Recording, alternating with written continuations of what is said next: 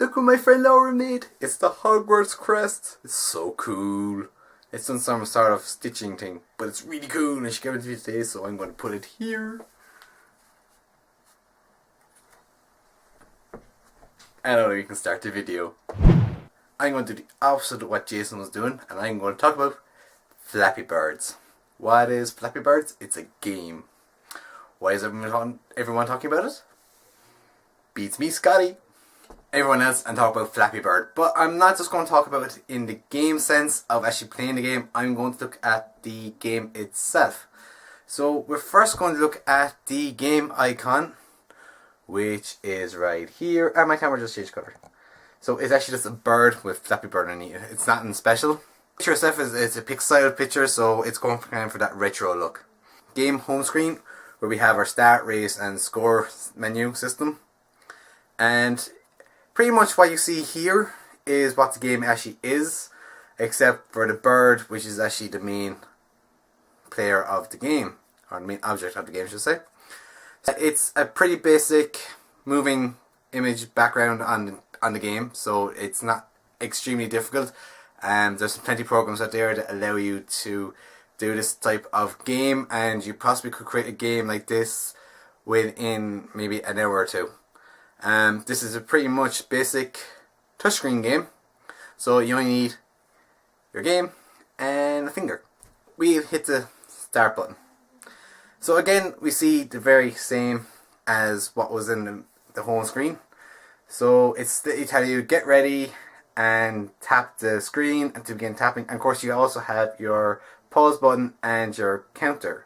It's awkward to actually film how the gameplay actually looks without actually playing the game. So what I'm going to do is I'm going to play the game. Hopefully I'll do this in a way that you can actually see it, and I'll try to explain the game as I play it. Okay, so I'm going to start off the game by pressing the start button, and again you can see the get ready screen on the camera, and I'm just going to try to hold this in a way that you can actually see it. So as you see, it's a moving background and it just gives a little instruction. Tap the screen so the bar goes up. Don't stop. If you don't tap, bar goes down. Tap the screen to begin. So basically what you're doing, you're just tapping the screen to jump between the pipes. And as you get through the pipes, you actually get a score. If you hit a pipe, you die. So as you can see, my score there was 2 and my best is 18. So the game is pretty basic. Again, you're just hitting start and you're just touching the game.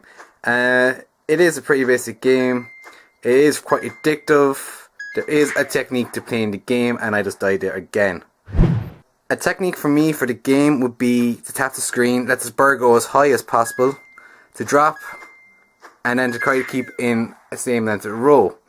Now again, the game kind of depends on the pipes that you reach. It is very much a touch and collision that's actually used within the game itself. So the touch code would be just when you're touching the screen, and the collision when you're hitting the pipes. Now again, there's a different way of playing the game. As you can see here, there's up and down, and you're hitting the pipe and you're dying. Yay! Okay, enough of that now. As you can see from Flappy Bird, it is a very, very basic game. There's not much behind it, and not belittling the person that's developed the game. It's quite a good game, it's quite addictive, and a lot of people are talking about it. I didn't see any video that actually explaining what the game actually did, or people playing the game and getting killed. As you saw, I actually died there a couple of times. I'm putting that down to the angle I'm playing the game at, as I'm trying to make sure that I have the phone in shot as well as trying to explain the game, so I'm not really concentrating on the game. It does involve a little bit of concentration. There is an act playing the game. I find by tapping the bird as much as possible when it comes to a high one, when it comes to a low one, not tapping until it's falling, and then tapping again, just bringing it to the level of the pipe.